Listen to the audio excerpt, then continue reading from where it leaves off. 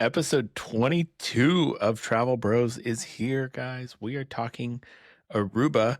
Our Anguilla episode got some good feedback, so I think we're going to roll this as a theme for a while. We're going way, way, way south in the Caribbean, 13 miles north of Venezuela to Aruba, which is technically a Dutch country, which means they do some exciting things like they drive on the correct side of the road. And yeah, it's about 100,000 people living on this island full time. And I have not been there, but according to statistics from the World Bank, which take that as what you will, they suggest that there are rather positive economic and social structures in Aruba for locals compared to the rest of the Caribbean. But let's throw this over to Jamie. Jamie has been to Aruba and he's been advocating for me to go to Aruba. I just haven't gotten around to it. What's your initial Aruba feelings before we start digging into how you get there? So it's been probably 7 or 8 years since I visited Aruba. It was probably one of my first real forays into luxury travel, I would say, particularly in the Caribbean. I stayed at the Ritz, which was awesome, and we'll hit a little bit more on that. But I really like Aruba. It's kind of a unique environment. The beaches are beautiful, but you also have kind of a desert climate with some cactus and stuff like that. It is pretty far south, like you said, so it's not the easiest Caribbean island to get to. But yeah, I really like it. I think we'll probably talk a little bit more about some of the stuff as we dig into it. But I definitely think it's worth checking out. Perfect. Well, I've got our trusty dusty flight connection map up here. Aruba's pretty well connected. Now, I'm looking on a Saturday, so some of these flights might be Saturday only or a couple days a week. But you've got a lot of options, I think, especially considering how far it is. For perspective, Chicago, I think, looks like the longest flight out of America. It's 5 hours, 41 minutes. It's pretty far. So you're cooking there. I mean, Hawaii from Chicago is probably only, 8 hours? So you're getting into Hawaii territory there. Goodness. All right. So let's run through some of the connectivity. You've got JetBlue out of Boston. You've got Delta out of New York. United has got you covered from Washington, D.C. and Chicago. Miami's got my favorite airlines bringing you there, Spirit Airlines or American. Toronto, you can do WestJet. Philadelphia, you got American. Houston, you got United. Oh, I just changed the order of my list here. Dallas has got most part, Dallas is Saturday only from what I've seen. So that is kind of annoying when planning a trip with American, Fort Lauderdale, Spirit, Baltimore, United, and Charlotte, American. Now, Aruba being so close to South America has some unique connections, let's just maybe say. If you wanted to stack some trips together, you can get to Bogota on Avianca. You can do Lima on LATAM. You can do Panama on Copa, and you can do Sao Paulo on Gol. I don't know how many of those excite you, but when you think about it, Bogota is only an hour and 50-minute flight for you. Lima's 4 hours booked on LATAM. Panama City, Panama is 2 hours. So if you wanted to kind of build a little bit of an extra trip, I mean, there's definitely some ideas there if you can be gone for a week or two to get some beach time and then maybe do something like go out to Machu Picchu in Peru or go explore around Colombia. So it's just interesting because most of the Caribbean doesn't have good direct connectivity into South America. So I wanted to give a little note there. How did you get there when you went, Jamie? And what was the hotel you stayed at, or what hotel do you want to talk about first? So at the time I was living in Atlanta, so we had pretty easy Delta connections, or I say connections, nonstop into Aruba. So we had pretty easy flight access. We stayed at the Ritz. This was, I don't know, probably not the first Ritz I stayed at, but probably second or third. I really liked it. We were able to do club level at the time, which was my first time also experiencing Ritz-Carlton club level, which for those that don't know, it is much different than, when you think of a Hilton or Marriott or Hyatt club level. It really feels more like all-inclusive. They do 5 really nice spreads per day. The Ritz, I really like the location of. It is kind of at the far end of the beach. So you're not fighting with other hotels for beach space and things like that. So while you're further away from a lot of the dining and stuff like that, you're not fighting for beach space, which was really nice. The Ritz I liked for a couple different reasons. We went with, it was just my wife and I, so no kids. So they do a really good job. They have an adults only pool and they have a family pool. So you can kind of get whichever vibe you want. You want to be away from kids, you can do that. You want to be with the kids, you can do that as well. For where it is, there's a lot of dining options there. They had a BLT steakhouse, they've got a sushi bar and a number of other different restaurants, which were really nice. Didn't do the spa at the time, so I don't even want to talk on that because it's also been like 7 years since I've been there, so it may be completely different. It is nice though, you can book this under the Stars program. So, we did a whole episode on that a couple weeks ago, but you get the breakfast for two daily, $100 property credit, a welcome amenity, upgrade, early check-in, late checkout based on availability. So that's a big money saver, on any trip. But trying to think what else I can hit on for the Ritz. I don't know if they still have these. They had my favorite pool/beach floats I've ever used. They're like almost like beanbag chairs. You could use them in the pool or in the ocean. We liked them so much when we got back, we ordered the exact same ones that they had for our pool at the time. So hopefully they still have those because I really enjoyed them. 2 questions. Does this Ritz have a casino? It does. So this Ritz does have a casino. That is one nice thing. I say nice thing. Could be nice, could be not nice. I'm a gambler, so most hotels in Aruba have a small casino attached to it. So you've got Ritz, got the casino there. Right next door, you've got Marriott Stellaris, which I think is the largest casino on the island. It is definitely a much bigger, more Vegas-y vibe of a casino than most of the hotels have. If I wanted to go to the Ritz with my daughter and say I'm not really interested in the casino, is it like a Vegas or Baja Mar situation where you have to go through the casino to get everywhere? Or is it like off to the side? Yeah, not at all. So if you're not looking for it, you're not going to find it. It is completely off to the side. So, you walk in, regular lobby, kind of check-in area. You go down, I believe it's over to the left after you walk in, but there's like, different stores and things like that. And then just a small entrance to the casino. So if you want to avoid the casino, you can totally avoid the casino. Perfect. And then not really Aruba related, but let's talk Ritz Club Level. Ritz Club Level is impossible to get unless you're paying for it, correct? Like when you, with like, let's say a Hyatt Regency or somewhere, you can have status, right, and get access. But like Ritz, like you have to be staying in a paid club room to get access, correct? Yeah, you're not going to be any kind of status to get it. And the quality kind of reflects that. Because they're not giving it away for free.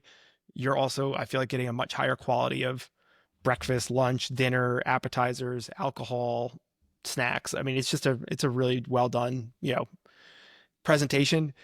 I would go as far as to say, if you wanted it to be, it could be an all inclusive. Like you wouldn't need to eat anywhere else if you didn't want to. I would not encourage you to do that because there's so many really good dining options at the property and in Aruba in general.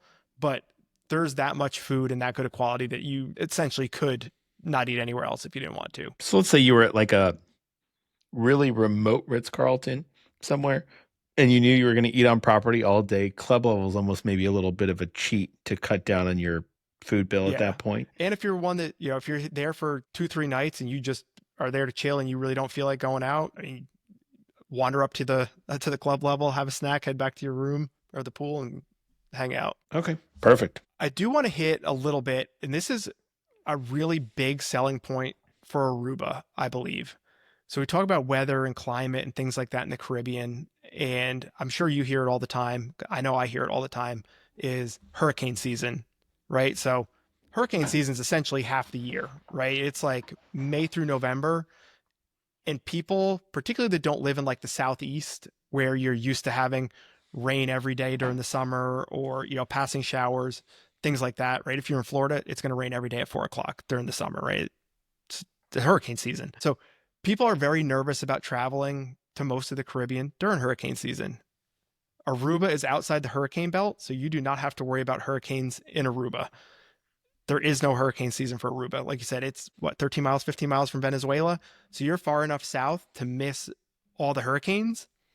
And you get very consistent year-round weather here. According to my Googles, it gets more sunny days than any other Caribbean island with 300 days per year of sun and only 15 inches of rain per year. So very little rain, sunny. Like you consistently get very great weather here. I keep it on my Apple weather, and it's pretty consistent every day. It's like 82 degrees, 83 degrees, like plus or minus a couple degrees year round, right? So it could be December, it could be summer. It is very consistent weather. And they also have a really good breeze that comes off the ocean. So while it is in the 80s every day, I mean, you just have this really nice, gentle breeze coming across that makes it feel much cooler than, or, much more bearable than the temperature may actually be. With the weather being that way and there not being hurricane season, is there really still a peak season and off season there then? Really based on holidays. I wouldn't say it's based on the weather necessarily. It's more based on travel patterns of, spring break, New Year's, President's Day, whatever break it may be. Not necessarily like, oh, I need to go in September because the weather's the best. I think it's consistently very nice weather year round. It seems the same, but it also seems like when I was going through the temperature averages, it gets chilly at night and maybe with wind. Like, do you actually need to pack like a jacket to Aruba, or is that a little extreme? I would say that's probably a little extreme. When you're saying chilly, are we talking 70s? I don't think it ever gets below 70s, does it? Yeah, the nightly average is like 75, 76, but then if you stack that in a little breeze, I mean, it's a bit nippy. Maybe if you're naturally cold, I would say maybe. I'm a shorts and t-shirt guy, even when it's a little chillier. So I was good while I was there. I mean, you've never met anyone that lived in South Carolina. 75 or South Carolina, Southern California, 75 is like beanie and sweater weather, but it's manageable relatively. Yeah, I would say. Okay.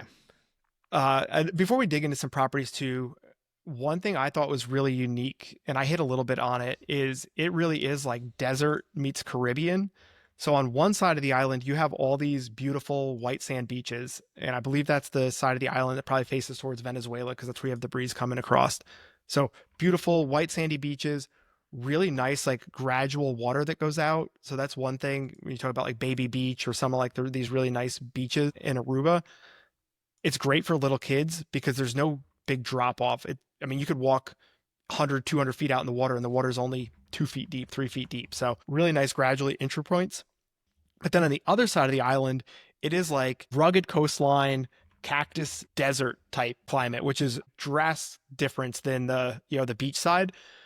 But it opens up some really cool kind of excursion opportunities. We rented UTVs while we were there, and you could kind of go like off-roading and go see some different, things on that side of the island. A few of the like highlights that you'll typically see in pictures or you'd go see is the natural pool, which is like this rock formation kind of like right off the shore, and it's fairly rough water out there, but inside this natural pool it's super calm, so you can like hike out to it and hop in this kind of natural pool built out of rocks.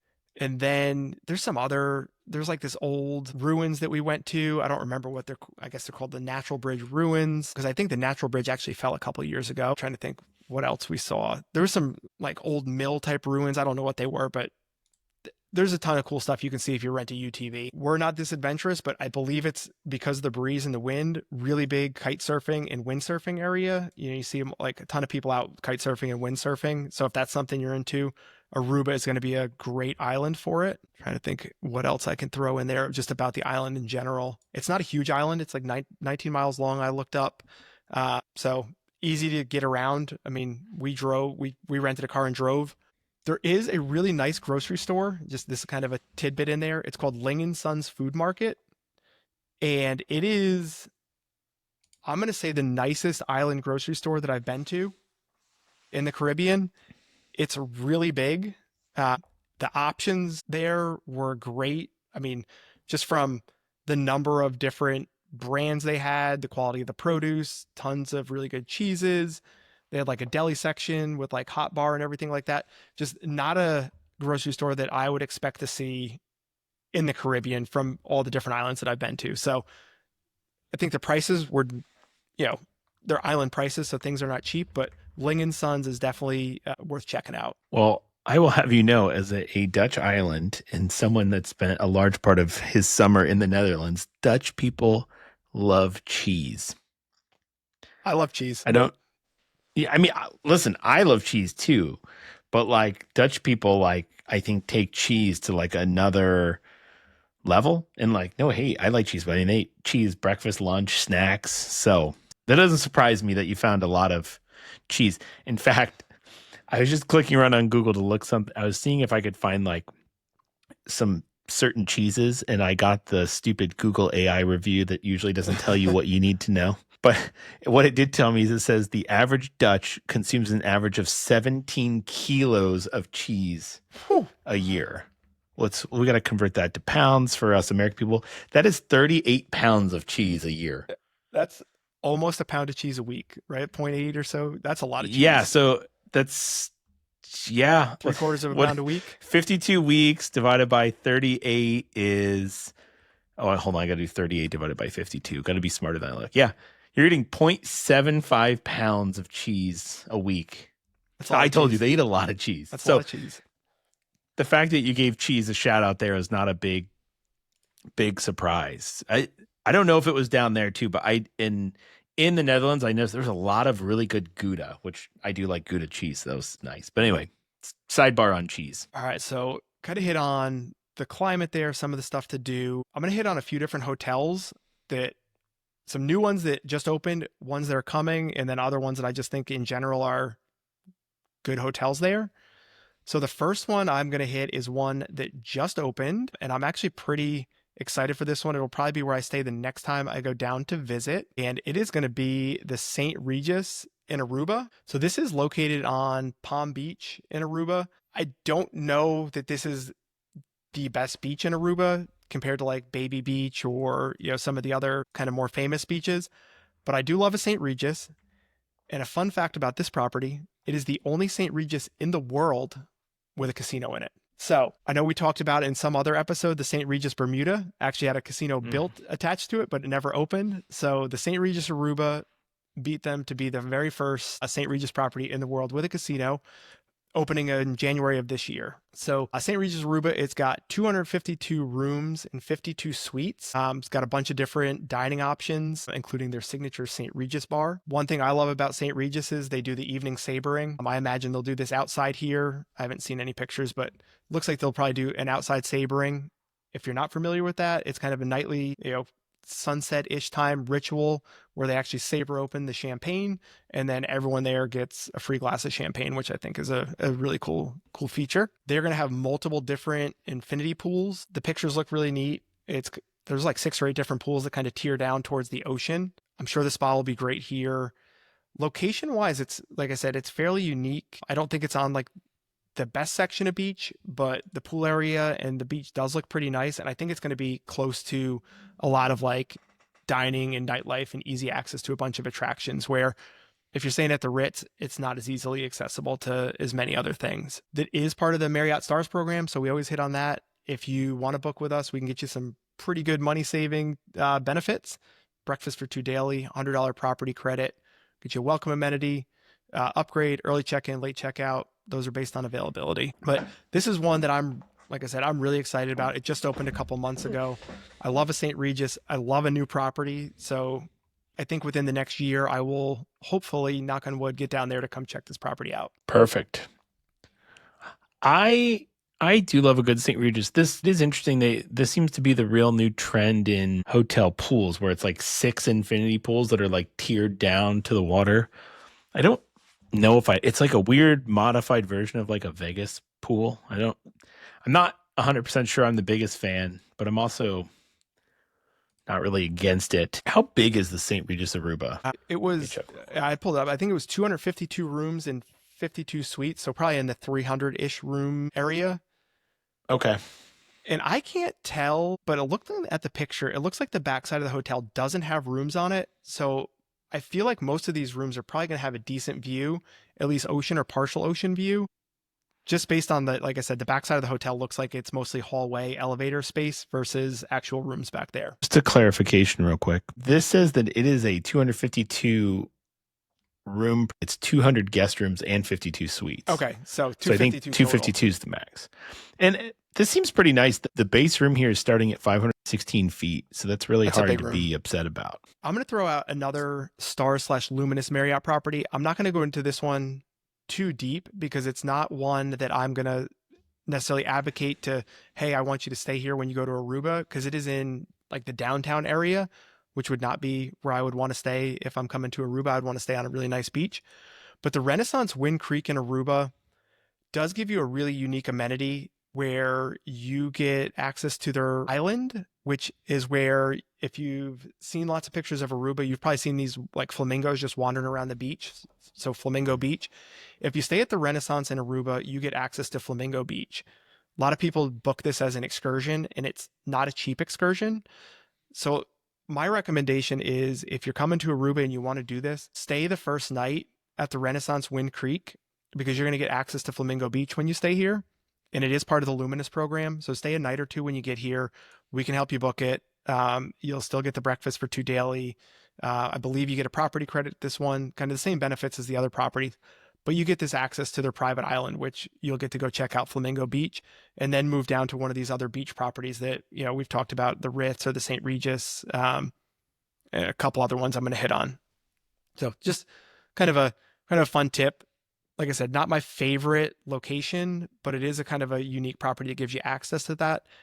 And one neat thing is the boat that takes you there, it like pulls right into the lobby of the hotel. So it's kind of like this open area space where this boat pulls right into the hotel and picks you up, which is kind of cool. What hotel am I going to hit next? Let's go with the Hyatt Regency Aruba. This one pops up quite a bit, particularly in different online forums. It's a really good location.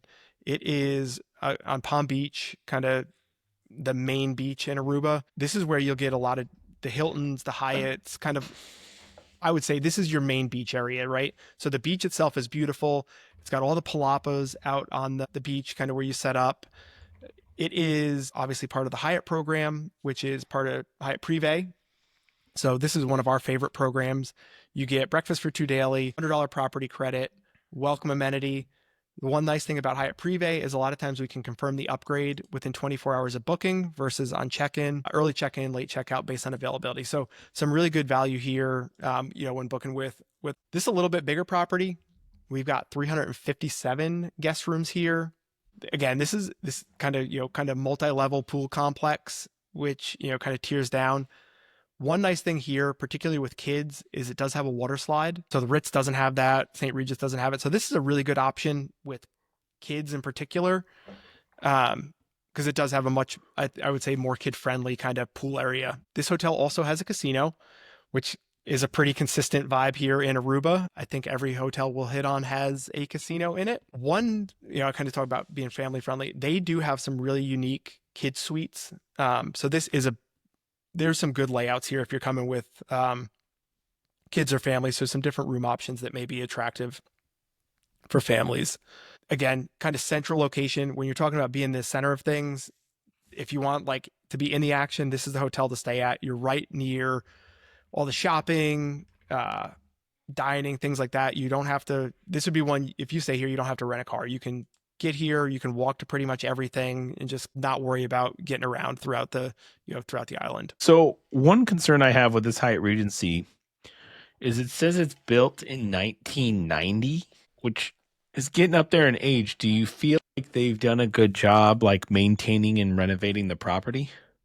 That's a good question. Let's pause here for a second. I'm just seeing when the last time they remodeled it. See, I couldn't find a date. That's why I asked. The renovation in 2020. All right, let me see.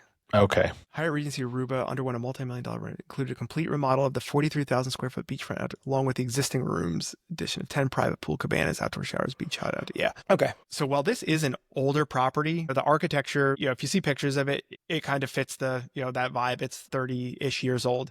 They've done a really good job, though, of remodeling it back in 2020. So basically right before COVID, they had completed a complete remodel of all the guest rooms, outdoor space.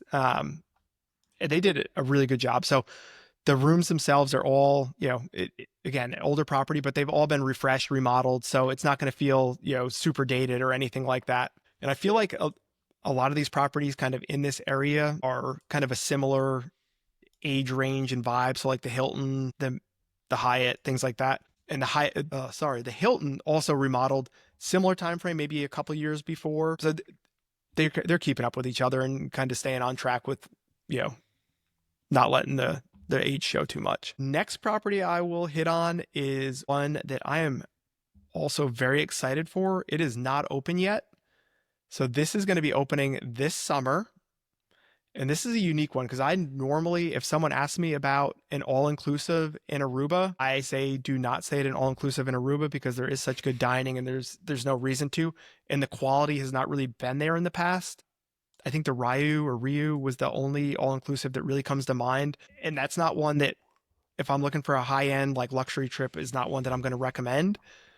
But we've got the Secrets Baby Beach opening in Aruba. It's supposed to be this summer. I'm pretty excited for it. Secrets in general, as far as all inclusives go, does a pretty good job quality wise. This is part of Hyatt's inclusive collection. So you kind of got the brand new property, you've got the affiliation with Hyatt, and you've got a pretty strong all inclusive brand with Secrets. So I think it's going to be a pretty good option.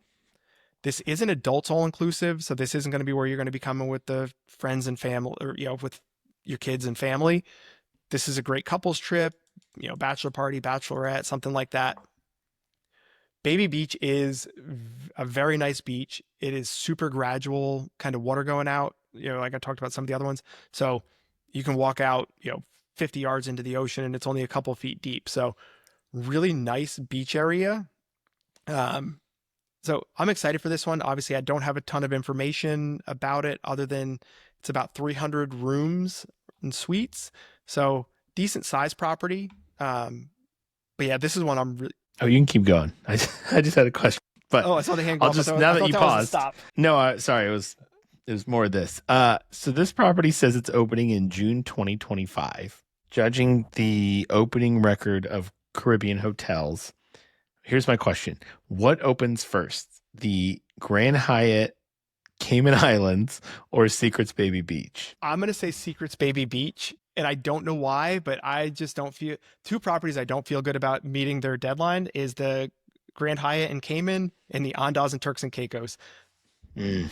I feel like they've put lines in the sand and called dates out multiple times and we've blown past those by years. So until they open the doors, I'm not buying it. So I feel like Secrets Baby Beach, while I don't know that I would book June, I feel like fall, September, October, I would feel comfortable booking. Yes, maybe reach out if you want to go for Thanksgiving, Christmas. Yep. Yeah. I'd be very, unless you're a well-seasoned traveler that kind of knows what you're getting into, that there's a, if we were to book you in June, that there's a 50-50 chance you're going to have to pivot and pick a new location or new hotel, I would not recommend somebody booking a grand opening month hotel. I think we covered that. I think in a older episode, like 3 months in. Yeah. Something we feel pretty good about. Real quick on Secrets, I was able to pull up a little bit of info, which awkwardly enough, all the rooms are max occupancy 3, which strange when you're at an adults only property, but okay. It's nice that they're at least offering, I guess, but it looks like they start with a junior suite, comes in about 618 feet. You can either do a garden view or a pool view or a poolside terrace version or an ocean front version. So those are only 4 rooms online, which they're basically all the same room, just a different location. I'm hoping they'll have some other upgradable and better options more than just the view. But 618 square feet's not shabby, but I did find it funny that they allow 3 people in every room when it's a lot of thruples out there. Maybe. I guess I don't want to offend all of our polygamous listeners. So, you guys can get in one hotel room here. Hooray. You will get hit with an upcharge for having a third adult though at a all-inclusive. That you will. Yeah, they're going to tack on a $250+ at least add-on. But it's 304 appointed rooms and suites.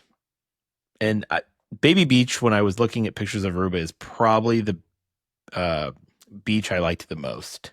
It's really nice. Cool. Yeah, I would say Baby Beach and Palm Beach are probably the 2 most popular kind of beaches in Aruba. And the last hotel I'm going to hit is actually on Palm Beach. And it is also, I believe, right by the Hyatt Regency. So while this one is not affiliated with any luxury program that we're able to book you with the extra benefits, we still can book this hotel and kind of help be your liaison between the property and, special requests and really just overall help you plan your trip. This is the Hilton Aruba Resort and Casino, which is kind of what we've seen every hotel other than maybe Secrets. Did Secrets have a casino? I don't remember. Um, but Hilton definitely has a casino, and it's actually a really nice casino. They remodeled, I want to say back in like 2018, 2019. They've got 357 guest rooms and suites. Again, great location, so easy access to tons of dining, shopping, things like that. I will say that right now is probably not the best time to stay here. They are adding on a brand new tower, which is going to have 161 rooms, set to be finished this year sometime. But they actually, when you're booking this hotel right now, there's like a construction view that's listed. So, kind of warning you, like, hey, you're going to be looking at this tower that we're building. So, my suggestion would be if you want to do Hilton, if you're Hilton loyalist, I would hold off till booking Hilton Aruba probably till 2026 when you have a chance to stay in this brand new tower that they're adding because it looks really nice. So you're going to have brand new rooms, brand new area, things like that. And it actually says that they are going to refresh again some of the rooms in the existing tower. So this will be ocean facing. I'm just reading right from this press release. 18 oceanfront suites that are part of 7 room and suite categories and operate as an elevated hotel within a hotel experience. So this could be interesting as it opens. Set to open early September and then the rest of it early December. Yeah, I mean, so a lot of stuff going on here at the Hilton. So I have a feeling when it's all done, it's going to feel like a very new and nice property. So everything's seems to be getting refreshed. So my recommendation would be 2026 would be when I would probably start booking this Hilton property. I don't mean this in a good way, just to clarify, but the hotel bones itself, like the building and the rooms, it reminds me of the Hilton Hawaiian Village a little bit, which is not my favorite property. I do like the sprawl of all the pools and some things. It is 350 rooms. It seems interesting. I mean, I think one big strike here is like in looking as like it was the hotel was built in 1959. So you're definitely, as much as they're remodeling and cleaning up, you're dealing with some really old bones, obviously. It does look fun. And I will say it is one of the bigger properties we've talked about. It seems to reflect it in the price, right? It is a lot cheaper than if you want to do the Ritz or Hyatt Regency or some things. Yeah, and it's funny you say that because when you walk up or drive up to this, it kind of does have that Hawaiian feel to it. I'm pretty sure this is the property. I'm trying to pull up a picture. I remember one of them that when I walked through, it kind of had lots of like, I don't want to say fountains, but almost like waterfall features and stuff kind of out front, which gives it that Hawaiian vibe. Okay. And I can't remember if it was the Hilton or the Hyatt that has that, but one of them has it. And it definitely kind of gives you that Hawaiian Village kind of vibe. And listen, I don't want to hate on Hawaiian Village, Hilton Hawaiian Village. I did it for Christmas one year during COVID, but there's just the rooms are just not great. Some of the common areas are a little rough. I mean, I love the pools and all the setups there, but then like a lot of the food and F&B there is just so poor. You don't even want to eat on property, which is a bummer. But that's where I'm just having flashbacks of like, I'm like, oh my gosh. But the problem at Hilton Hawaiian Village is you can't really walk anywhere because that property's so, and you were saying this is kind of in the middle of everything. Yeah, I mean, this is the spot you want to be, right? So if you like to go out every night, every day, go to different restaurants, like the Hyatt or the Hilton are really good locations for that. And I will give a shout out to 2 places that are not close by to here, but Dutch pancakes are a big thing in Aruba. I had not had them before. So Linda's Dutch Pancakes, I believe, was the name of the place that I went to that I really enjoyed. And this is going to be super random. It's the best tomato soup that I've ever had in my entire life.